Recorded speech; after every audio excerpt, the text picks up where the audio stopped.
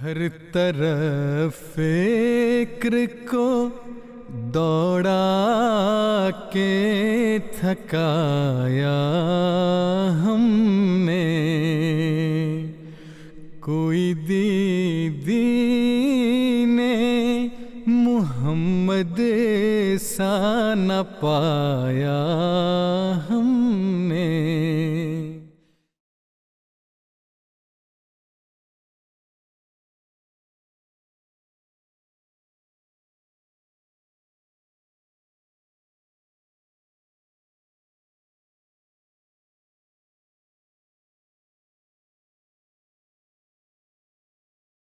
عن عمر بن الخطاب قال: سمعت رسول الله صلى الله عليه وسلم يقول: إنما الأعمال بالنيات وإنما لكل امرئ ما نوى. Omar ibn al-Khattab, qu'Allah soit satisfait de lui, rapporte que le saint prophète, que la paix et les bénédictions d'Allah soient sur lui, a déclaré: En vérité, les actions sont jugées selon les intentions, et chaque individu sera récompensé conformément à son intention.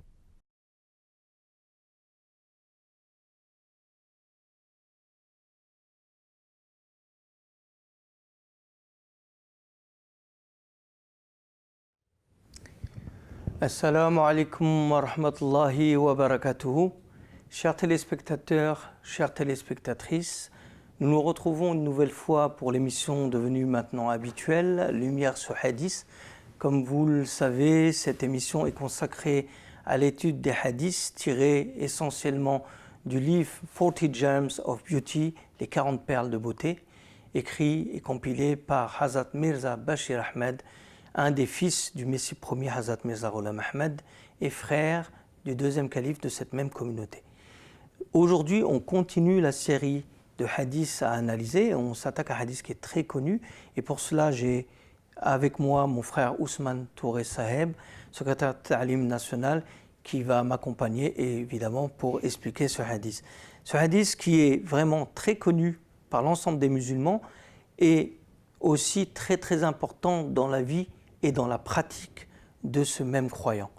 Alors, ce hadith, il parle, je le cite, « En vérité, les actions sont jugées conformément à leur intention et pour chaque personne, il y a une récompense selon son intention. » Comment pouvons-nous comprendre ce hadith, mon frère Ousmane Saïb? Ce hadith il fait partie des bases de ce qu'on appelle le comportement du musulman. Il est un des éléments essentiels dans la vie du croyant. À savoir que les actes du croyant ne doivent pas être dictés par rapport à l'environnement ou par rapport à ce que les gens vont penser ou quoi que ce soit, mais elles doivent être dirigées et orientées vers Dieu. Cet enseignement vient nous dire qu'il y a des personnes qui peuvent faire la prière, mais parce que s'ils ne la font pas, que vont penser les autres? Tout à fait. Ou bien ils sont dans un environnement de contraintes, non pas physiques, mais psychologiques, de l'accomplissement de la prière et d'aller à la mosquée accomplir la prière. Dans des pays tels qu'on dira en Occident, où il n'y a pas l'environnement diffère, une personne n'est pas forcée, tenue de regarder si l'autre regarde s'il va à la mosquée ou non. Mais il y a certaines choses, telles que le Jumu'ah, il va la faire parce que d'autres vont se dire s'il n'est pas là au Jumu'ah, pourquoi, et ainsi de suite. Oui. Il y a d'autres actions qui sont de cette sorte. Et Allah n'accepte pas de telles choses. Nous avons dans les dernières sourates, Inna a'taynaka al-kawthar, non, c'est pas cette sourate, c'est Alam tara kayfa fa'ala rabbuka bi ashabil fil. Non, pardon. C'est Ara'ayta alladhi yukadhibu bid-din, fadhalika alladhi yad'u al-yatim wa la yahuddu ala ta'am al-miskin. Fawailun lil-musallin. Alladhina hum an salatihim sahun. Alladhina hum yura'una min al-ma'un. On parle de la salat ici. Oui. Et Allah dit maudit celui qui fait la salat. Maudit celui qui fait la prière. Wailun lil-musallin. Alladhina hum celui qui est oublieux dans la prière. Okay? Et qui prie afin que les gens le voient prier. Donc, l'action que nous faisons en islam doit être sincère et doit être orientée uniquement pour le plaisir de Dieu et le plaisir divin et le contentement divin. Voilà les seules choses pour lesquelles nous faisons. Et ce hadith vient faire un rappel aux croyants que vous devez être sincère dans ce que vous faites. Il y a un autre verset coranique qui vient nous montrer que, conformément à ce hadith, qui vient montrer que le croyant doit, il faut qu'il y ait une conformité, une concordance entre les paroles et les actions. Et il ne suffit pas seulement de dire des belles paroles et de ne pas suivre et de ne pas montrer l'effet de ces paroles. Ou de faire une action, de dire des choses qui sont des bonnes paroles, mais de faire le contraire, parfait contraire de ce que nous enseignons. La duplicité en islam n'est pas permise. Oui, tout à fait. C'est pas nous sommes face à des politiciens, admettons, et notre discours, nous allons le policer. Oui. On est face à, admettons, en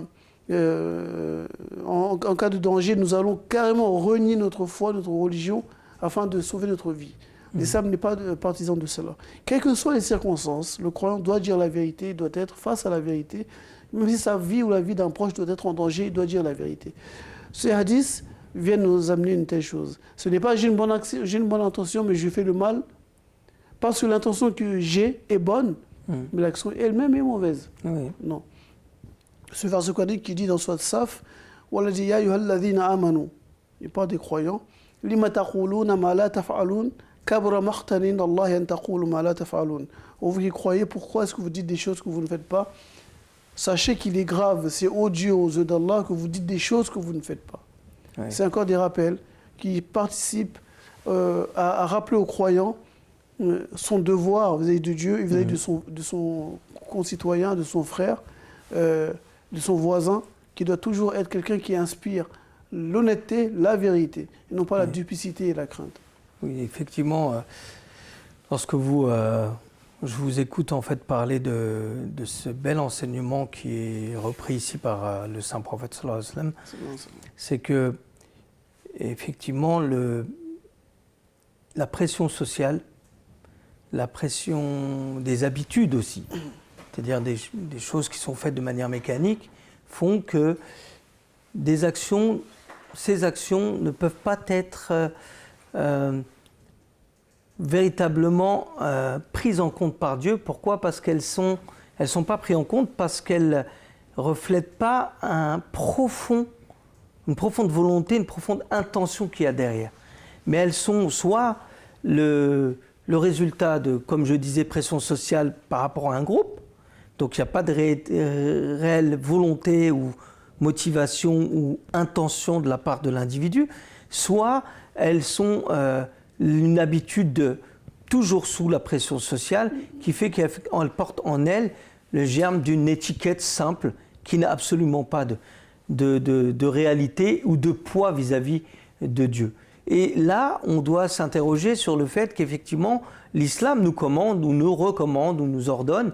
Alors quand je dis ordonner, c'est-à-dire que celui qui emprunte le chemin de la religion en bonne volonté et de bon gré, il doit être conscient que s'il veut suivre parfaitement sa religion et en tirer un quelconque bénéfice important, il doit se poser cette question. Est-ce que chacune de mes paroles, est-ce que chacune de mes actions faites par la main, par chacun membre de mon corps va refléter l'action ou l'intention que j'ai d'abord nourri en mon fort intérieur.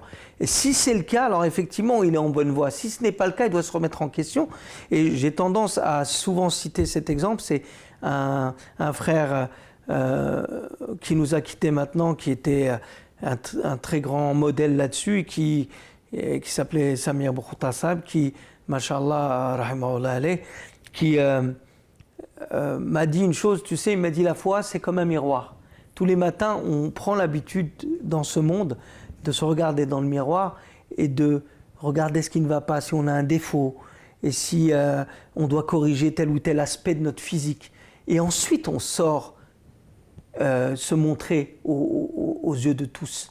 Mais en vérité, on doit faire la même chose au niveau de notre âme. On doit sonder notre âme et regarder notre fort intérieur si nos intentions sont pures et si on est en phase et en sincérité avec nous-mêmes d'abord. Et donc cela pour dire que, effectivement, si vous, à la lumière de ce que vous disiez tout à l'heure, à savoir dans le monde contemporain, l'époque moderne dans laquelle nous vivons, nous avons plusieurs sollicitations de manière artificielle. C'est-à-dire que ce soit dans les médias, les politiques, l'économie, la communication, le monde des entreprises, et j'en sais quelque chose parce que je suis dedans aussi, dans le monde de la gestion de la relation clientèle, lorsqu'on va régler des litiges avec des clients qui sont insatisfaits ou autres, on est toujours dans l'étiquette et dans l'artifice. Et la véritable motivation, elle ne se retrouve pas que dans l'individu, elle est aussi à étendre au niveau, je dirais, de la communauté nationale, je dirais, ou même internationale. Et là, on va s'interroger sur les motivations qui amènent à quel résultat. Et ces motivations et ces intentions, lorsqu'on l'applique dans notre monde moderne, on voit que on utilise la duplicité, on utilise le mensonge, on utilise le peu de sincérité et de volonté de régler les problématiques, et ça a pour conséquence une profonde défiance et méfiance envers les gens. Les gens sont de plus en plus méfiants parce qu'ils savent comment tourne la société. Et là, ça m'amène à ce que vous disiez tout à l'heure, la forme. Et la forme ici, c'est précisément et essentiellement d'abord du côté religieux qu'on va appliquer ce hadith, pardon.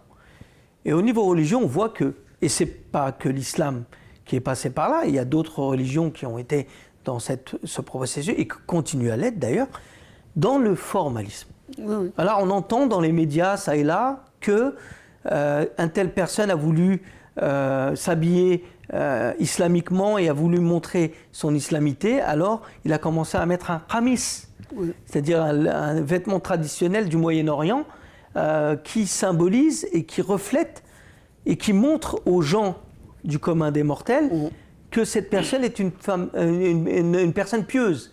Alors que non. Ici, on voit que tout est mis dans la forme et que ce n'est absolument pas, et je dis souvent je fais souvent ce constat et cette conclusion que je tire et que je dis à mes frères musulmans aussi, est-ce que le prophète Mohammed sallallahu alayhi wa sallam est venu faire un défilé de mode ?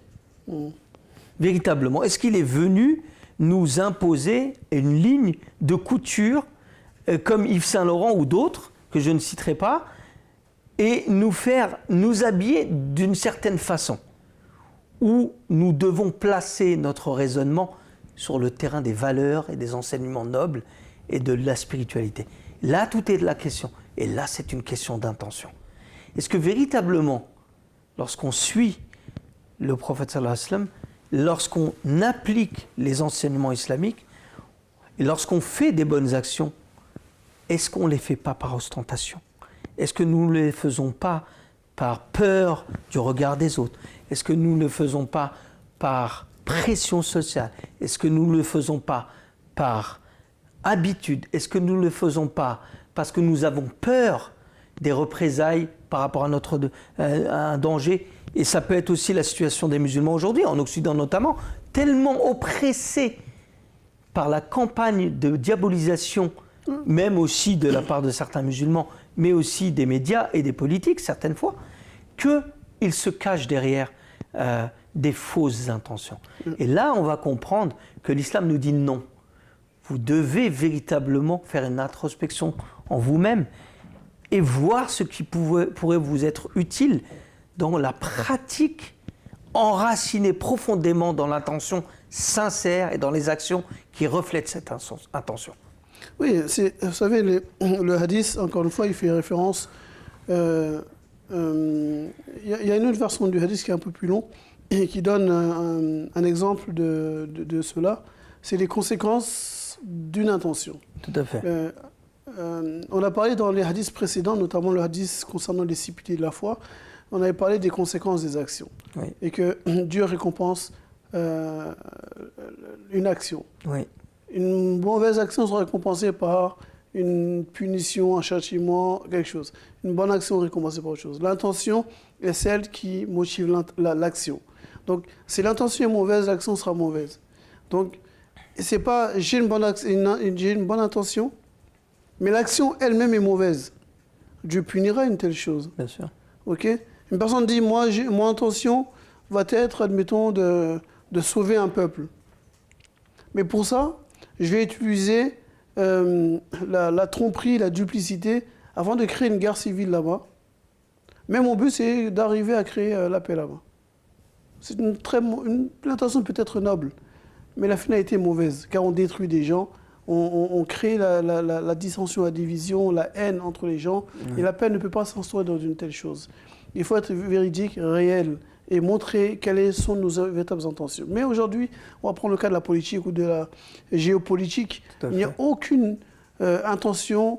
Ce qui est dit n'est jamais ce que reflète l'intention. Oui. Nous le savons car nous voyons le résultat après. Oui. On peut venir nous dire que telle personne est armée jusqu'aux dents avec des bombes de destruction massive. On s'aperçoit après coup que non. C'est un mensonge éhonté. Un mensonge éhonté. Mais au début, on leur prête des bonnes intentions. Oui. On dit l'enfer est pavé de bonnes intentions. Oui. Donc, il faut toujours voir le croyant doit toujours juger quelle est son intention. Et il récoltera les fruits de son intention. Oui. S'il avait une bonne intention, mais l'action qu'il a faite, ce n'est pas ce qu'il voulait avoir au final, Allah couvrira. C'est ça l'istighfar. Oui. L'istighfar, c'est la demande de pardon, mais aussi qu'Allah couvre nos faiblesses, nos manquements. Oui. Nous n'avons pas la connaissance de l'avenir. Oui. Il se peut que cette intention que j'ai, si je la mets en pratique, il est possible que je n'ai aucun contrôle sur elle. Et ça débouche sur une chose dont je n'ai plus le contrôle. Mais en faisant l'istighfar, en demandant la protection de Dieu, en demandant à Dieu de nous protéger contre les conséquences d'actions que nous avons faites, et étant animés d'une bonne intention, Allah nous aidera et écartera les conséquences négatives, mauvaises de cette chose. Donc, d'où l'importance de revenir à l'intention. Tout à l'heure, on parlait encore une fois de ces personnes qui vont s'habiller d'une certaine manière afin de montrer ou d'être acceptés en tant que musulmans. Tout à fait, oui. Okay. Moi, je vous vois, je suis dans le domaine de l'informatique, j'ai des clients qui viennent me voir. Quand une personne est convertie, il faut qu'elle me montre qu'elle est convertie. Alors que je ne cherche pas à savoir si elle est chrétienne, musulmane, juive ou ce qu'elle est. Mon travail est purement professionnel. Si la personne est musulmane, alhamdoulilah, si elle est chrétienne, alhamdoulilah, si elle est juive ou athée, alhamdoulilah, je ne fais que faire mon travail et de la façon la plus honnête possible. Mais je vois que les convertis veulent montrer, si ce n'est par le moyen de s'habiller, ça va être par les termes. Ari, dans chaque mot, il va placer Ari. Dans chaque mot, il va placer un mot arabe. Et là, on va dire, vous êtes musulman? Oui, je me suis converti il n'y a pas très longtemps. Il faut toujours vérifier l'intention. C'est Allah qu'on cherche à faire plaisir. C'est Allah, on doit chercher à être accepté et plaire à Allah subhanahu wa ta'ala. Et si Allah nous accepte et agrée nos actions et agrée nos intentions, les gens qui sont agréés par Dieu, qu'Allah aime et qui aiment Allah, se rapprochent de cette personne. Si Allah n'aime pas ce que nous faisons, notre intention étant mauvaise, non destinée à Dieu, les conséquences de cela vont être qu'il ne se rapprochera pas de Dieu. Il atteindra peut-être ce qu'il veut. Mais cela ne l'amènera pas à se purifier, à se réformer et à attendre Dieu. En vérité, qu'est-ce que nous voulons à travers tout ce que nous faisons? À travers la recherche des biens matériels, à travers une femme, à travers avoir des enfants, à travers l'argent. Tout homme cherche à avoir la tranquillité d'esprit. L'argent en lui-même, on ne la mange pas. Mais elle est un moyen qui contribue à avoir une certaine paix, une certaine tranquillité, le bonheur. Oui, tout à fait. Ce bonheur, nous ne pouvons pas l'atteindre de façon pérenne sans être en relation avec Allah subhanahu wa ta'ala. Et pour ça, l'homme ne doit pas oublier le but. Le but, c'est de plaire à Dieu, d'avoir la relation avec Allah. Donc mes actions doivent être en conformité, mes actions, mes intentions doivent être en conformité avec le plaisir du divin et la recherche de l'acceptation de la volonté de Dieu.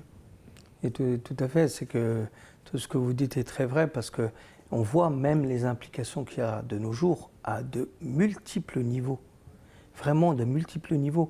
Lorsqu'on parlait, ce que vous disiez sur effectivement l'exemple des nouveaux convertis, ce que vous disiez par rapport aux guerres, ce que vous disiez, ce que je vous disais aussi concernant dans la publicité aussi, dans tout un tas de sphères d'activité mondiale, on n'est plus en phase avec la bonne intention, on n'est plus sincère. Donc on provoque, sans le savoir ou avec le temps, les germes de la défiance et de la méfiance entre nous. Tout à fait. C'est-à-dire qu'il y a des gens qui ont accepté ce fait. Par exemple, quand vous regardez dans le monde de l'entreprise, on a accepté ce tas de fait. Et je me souviens d'une discussion que j'ai vue avec des collègues de travail et avec des responsables, où il y a évidemment le côté humain qui ressort et certaines pratiques qui n'étaient pas très plaisantes, ou de certains managers notamment, qui avaient on va dire, pour pouvoir évoluer, mais qu'on appelle des coups bas en fait. Et de manière tacite, on essaye de faire en sorte de faire que les employés suivent ça, et que les employés puissent accepter ce genre de méthode. Et ça passe par des attitudes, par exemple, de organiser un pot alors qu'on sait très bien ce qui s'est passé avec cette personne. Ça, c'est un exemple. Et moi, je me souviens que, puisque je n'admettais pas ça en mon fort intérieur, avoir décliné l'invitation. Alors que c'est une invitation solennelle, et on m'a fait le reproche, et pas que moi, et d'autres personnes, mais pourquoi tu n'as pas... mais c'est la moindre des choses. Je dis, est-ce que je vais participer à une mascarade, moi ? Je dis, je ne participe pas aux mascarades. Je dis, si ça avait été une chose pure et honnête et sincère, et puis que les choses se seraient faites de manière très pacifique et sans déroger à des principes, j'aurais accepté. Je dis, mais là, vous me demandez de faire fi de mes principes et d'adopter une étiquette. Moi, je ne peux pas être dans l'étiquette, parce que l'étiquette ici, elle cache derrière elle un mensonge. Donc, je ne peux pas accepter ça, que ça plaise ou ça ne plaise pas. Bon. Après, je reviens à ce qu'on disait tout à l'heure. C'est-à-dire dans toutes les sphères d'activité, sans parler du mensonge, qu'on traitera peut-être dans un autre hadith avec une autre émission, ça viendra d'ailleurs. À tous les étages, l'intention première, par exemple dans les médias ou c'est faire de l'information, faire de l'audimat. Pour les entreprises, c'est faire de l'argent. Donc on loupe, et même dans les choses les plus nobles qu'on nous présente, c'est-à-dire qu'on va être centré client, on n'est pas centré client. On est centré profit client. Donc l'intention, elle est mauvaise dès le départ. Et qu'est-ce que l'islam cherche à faire par cet enseignement qui paraît court, mais plein de sens, c'est nous rectifier à la base de nos intentions. Pour nourrir une bonne action, il faut que l'intention soit pure. Et là, on va comprendre qu'au lieu de créer du désordre, on va créer une paix, une stabilité, on va rétablir une confiance entre les gens.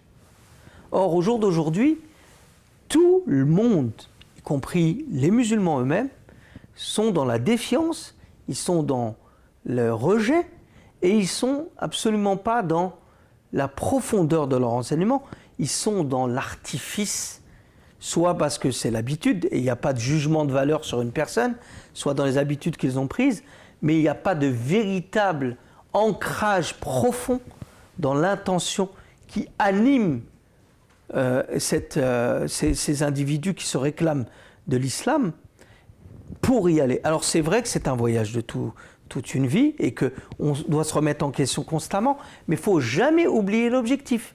Et l'objectif, comme vous disiez justement, et j'apprécie cet exemple, l'argent, effectivement, est une source qui peut amener une certaine paix, qui n'est pas forcément pérenne, mais on peut la rendre pérenne. Quand on utilise à bon escient cet argent pour faire en sorte que cet argent bénéficie aux couches les plus défavorisées de la société, et là on purifiera l'intention qu'on a de départ, et pas par ostentation, j'ai donné pour donner. Tiens, moi j'ai donné aux pauvres. Ça aussi, nous avons des cas pareils. Alors que nous devons toujours avoir ce regard intérieur. Je dis voilà, si je veux arriver à faire en sorte que mon action ait un résultat positif, je dois le tourner toujours vers Allah subhanahu wa ta'ala. Est-ce que ici, je le fais pour Dieu? Oui, je le fais pour Dieu. Et l'excuse-ci, je le fais pour que les gens disent. Ou je l'ai fait parce que j'ai une pression sociale, communautaire.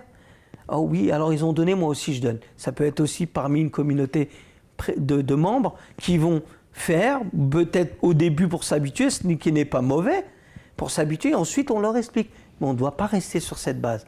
On doit véritablement comprendre chaque chose que l'on fait. On doit l'analyser et comprendre. Est-ce que je vais la faire avec contentement? Je vais la faire avec amour, avec ikhlas. En arabe, on dit l'ikhlas, la sincérité parfaite, intègre, qui va amener à voir les bénéfices de cette même intention dans les actions que je vais accomplir. Il y a en plus de ça, la fin du hadith parle de ça, des conséquences. Quand il dit « Wa innama likulli imri'in ma nawa » chaque intention, ça rétribue. Chaque action sera distribuée en fonction de son intention. Oui. Et dans une autre version, ça continue derrière quand il dit فَمَنْ كَانَتْ هِجْرَتُهُ إِلَى اللَّهِ وَرَسُولِهِ فَهِجْرَتُهُ إِلَى اللَّهِ وَرَسُولِهِ. Celui dont l'intention est d'émigrer vers Dieu et son messager, sa récompense sera cela. وَمَنْ كَانَتْ هِجْرَتُهُ لِلدُّنْيَا يُصِيبُهَا وَامْرَأَةٌ يَنكِحُهَا فَهِجْرَتُهُ إِلَى مَا هَاجَرَ إِلَيْهِ. Celui dont l'intention est par contre d'aller vers le monde et ce qu'il contient, ou une femme, afin de la marier, sa récompense sera cela. Donc, chaque action, Allah la récompense. Chaque action est récompensée. Chaque intention a une conséquence. Et on est récompensé ou puni en fonction de l'intention qui anime, même si une personne fait la salade, oui, mais que l'intention n'est pas de plaire à Dieu, mais de fuir la colère du père ou de la mère ou les remontrances de la femme, de sa femme, ou bien le fait de ne pas être à la hauteur par rapport à ses enfants, sa récompense sera cela. C'est ça que le hadith dit. Ouais. Moi, j'ai fait l'intention de faire la salade pour que ma femme me fiche la paix. Ma récompense, c'est qu'elle va me ficher la paix. Donc, je vais accepter. Elle t'a fiché la paix. Voilà, mais c'est tout, pas plus. Pas plus. Si maintenant, je suis serviable envers ma femme et mes enfants, sans jamais me plaindre, sans jamais les engueuler ou quoi que ce soit, non pas parce que je dois le faire, mais parce que Dieu me commande afin d'avoir son plaisir, d'être compatissant envers ma femme et mes enfants, d'être serviable envers eux, d'être juste envers eux, de ne pas lever la voix vis-à-vis d'eux, encore moins lever la main sur eux. Dans ce cas-là, vous avez le plaisir divin. Et même si vous avez du mal, Allah vous aidera. Pour une femme, vis-à-vis de son mari, vis-à-vis de ses enfants, c'est la même chose. Quelle est l'intention qui la motive lorsqu'elle agit? Les enfants, vous avez des parents. Oui. Est-ce que j'aide mes parents parce qu'ils sont bientôt morts et qu'il y a l'héritage derrière? Oui. L'intention, Dieu la connaît. Oui. Ou est-ce que je sers mes parents parce que Dieu nous demande d'être à la hauteur et nous devons servir nos parents, être prêts à leur côté jusqu'à leur mort et ne jamais lever la voix contre eux, ou comme il dit, ne pas dire voilà taqulu ouf lakum, ne leur dites même pas ouf. Oui. Donc c'est l'intention. Nous devons faire pour le croyant, chaque action qu'il fait doit être motivée par l'amour et la crainte de Dieu. Oui, effectivement, c'est un sujet très vaste et on a quelques minutes de toute façon pour en parler encore. Et l'intention, comme vous l'avez vu et comme vous l'avez dit aussi, c'est qu'elle couvre énormément d'aspects de toutes les sphères d'activité, tous les champs d'action de l'humanité entière. Et là-dessus se fait le bonheur et là-dessus se fait le malheur aussi. Tout à fait. Et nous devons rectifier, à la lumière de ce bel enseignement, toute action. C'est un travail spirituel, un travail moral qui incombe à chaque croyant qui se revendique de cette religion, qui, in fine, apportera que du bénéfice et que du bienfait. Aujourd'hui, beaucoup de gens diraient « mais pourquoi je dois le faire pour Dieu ?» Pourquoi je dois le faire pour Dieu?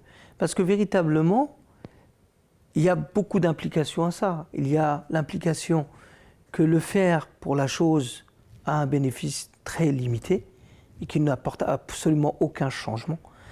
Et le faire aussi de manière à plaire à une autre personne, ou plaire à un groupe, ou plaire à une pression sociale, ou juste suivre une tendance, ça n'amène absolument pas de résultats pérennes.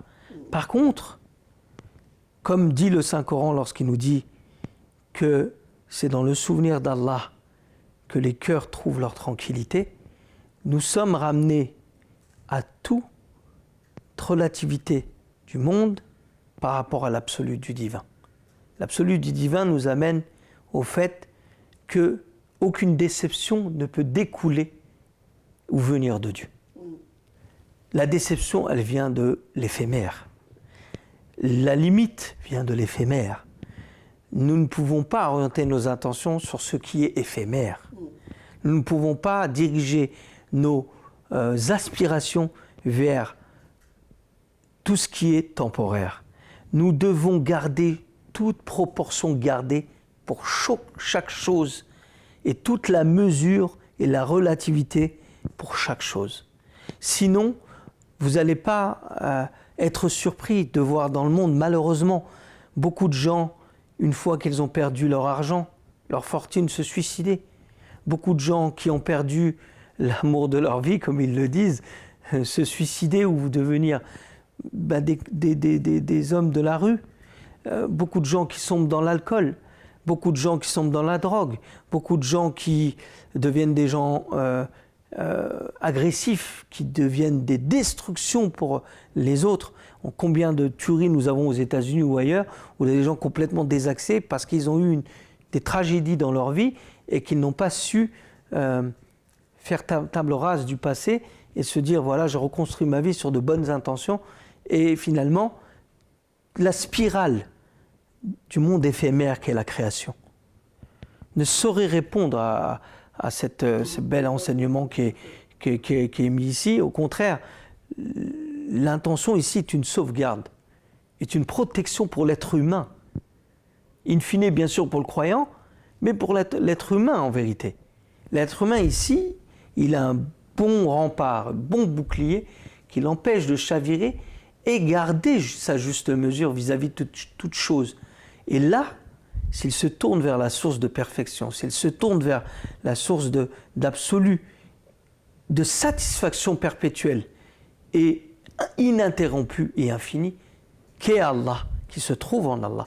Alors véritablement ici, il n'y a point de déception, point de déclin, il n'y a que le progrès et que l'ascension spirituelle. C'est cela à quoi appelle ce hadith, c'est cela à quoi appelle l'islam et c'est cela à quoi appelle le saint prophète Mohammed sallallahu alayhi wa sallam. Et une chose sur laquelle j'aimerais terminer sur ça, c'est que le croyant doit comprendre que les enseignements islamiques ne sont pas des enseignements qu'on applique que entre musulmans ou que dans la communauté. Oui. Mais c'est au jour le jour, dans le milieu professionnel, Bien dans sûr. le milieu social, Tout à fait. dans l'associatif. Ces principes ne sont pas destinés qu'à des musulmans. En dehors, ça doit être la norme. Tout à fait, oui. Ça doit être notre vie, notre mode de vie, notre manière de penser et d'agir. C'est effectivement la manière de propager ces idées-là. En tout cas, sujet très très vaste, encore une fois. Je vous remercie de nous avoir suivis. Vous pouvez envoyer vos mails à l'adresse qui s'affiche à l'écran, hadith@mtafrance.tv. Je vous remercie de nous avoir suivis encore une fois. Je vous donne rendez-vous à la prochaine émission. Assalamu alaikum wa rahmatullahi wa barakatuhu. Jazakumullah. Ahsan al-jaza.